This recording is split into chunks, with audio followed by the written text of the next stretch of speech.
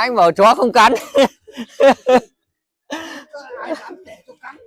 Hello, xin chào mọi người nhé. Hôm nay mình giao hàng chiếc siêu phẩm KS650 Plus nhé, ở Đinh Xá này, Phủ Lý, Hà Nam nhé.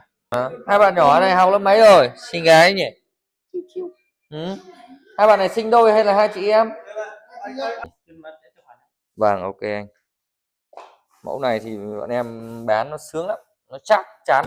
Anh bảo bây giờ những con ghế rẻ bây giờ nó chỉ ngắn ngắn này thôi anh. Đấy, hello anh em nhé, mình vừa giao xong một chiếc ghế ở Đinh Xá, giờ đi về đây, ở đây lên thành phố rồi, cùng quê Bình Lục mình chứ, nhưng mà bây giờ lên thành phố rồi. Ok anh em nhé.